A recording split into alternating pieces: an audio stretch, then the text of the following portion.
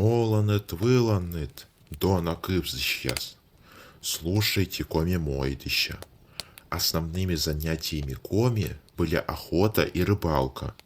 Для того, чтобы всегда иметь пропитание, нужно было бережно относиться к природе, не убивать много животных, иначе дух Верса спрячет их в глубине леса. Для того, чтобы помнить, когда какого зверя трогать не надо, коми и придумывали первые календари. Именно о них я сегодня вам поведаю. Источники вы найдете в описании. Всего промысловых календарей коми найдено 5, 3 из которых имеют формы в окружности, причем 2 одинаковые, а остальные найдены в виде подковы. Скорее всего, их имели только шаманы, которым необходимо было следить за временем, чтобы знать о приближающихся знаменательных датах. Пермяцкий календарь, изготовленный между X и XII веками, нашли в конце XIX века в деревне Москаль Ачевского района Пермского края. Он представлял собой плоскую окружность с изображением бобра, выдры, белки и 2 волков или собак. Также на него нанесены еще 53 насечки и 2 округлые розетки. Фигурки зверей олицетворяют времена года. Он начинается с осеннего равноденствия, обозначенный солярным знаком. Отсчет идет по часовой стрелке. Символом осени является выдра, зимы – бобр, весны – белка, а лета – 2 собаки, бегущие одна за другой. Помимо осенней фазы отмечена еще одна – летнее солнцестояние. Ухо первой из собак является одновременно и насечкой, обозначающей неделю, в которой происходит это событие. На то, как использовать этот календарь, есть множество трактовок, поэтому останавливаться на нем я уж не буду. Зырянский, самый известный календарь, обнаружил на берегу реки Вычегда, неподалеку от древнего святилища Джуржетьяк, в переводе «Высокий Бор», и села Старожевска в Кировском районе Республики Коми в 1975 году обычный житель по фамилии Латкин. Сделано это кольцо между концом первого и началом второго тысячелетия. У него лишь одно общепринятое описание, данное Николаем Конаковым в 1987 году, поэтому я, пожалуй, об этом календаре и расскажу поподробнее.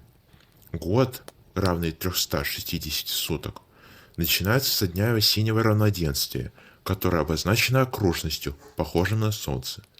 Отсчет идет против часовой стрелки с помощью насечек, каждый из которых обозначает 4 дня. На внешней стороне их 90, а на внутренней 78. Период медведя длится с 22 марта по 27 апреля, когда медведь просыпается после спячки. Охотиться на тех, кто является хозяином месяца, запрещено. Оленей продолжается с 28 апреля по 2 июня. В это время происходит у них отел. Месяц Корнестая начинается 3 июня и завершается 4 июля. Тогда они особо злы в связи с переходом детей на мясную пищу. Период Росомахи идет с 5 июля по 9 августа. Тогда начинается время кочевой жизни матери совместно с подросшим молодняком. Лосиный период продолжается с 10 августа по 4 октября. В это время идет осенняя охота и гон диких копытных. Месяц выдры длится с 5 октября по 19 декабря. Тогда завершается осенняя добыча боровой дичи и переход на пушную охоту. Также выдра была одной из апостасий водяного духа Васы, поэтому она олицетворяла период поздней охоты. Период лисицы начинается с 20 октября и заканчивается 24 января. Продолжается пушной сезон. В это время происходит зимнее солнцестояние, что отмечено зарубком на хвосте от лисы. Белище продолжается с 25 января по 21 февраля, когда спадают морозы и у белок начинается гон. Месяцем куницы завершается пушной сезон с 22 февраля по 21 марта. У зверька наблюдается весеннее оживление. Внутренние насечки используют для определения точных дат для праздников, но владели ею лишь обученные шаманы. На то, как ими пользоваться, есть разные версии. так что я здесь также задерживаться не буду. Посвятцы. С приходом христианства Коми пришлось перейти на юлианский календарь. С 18 по начало 20 века они использовали посвятцы. Существует предание, что его придумал или принес святитель Стефан Пермский, который крестил Коми в XIV веке.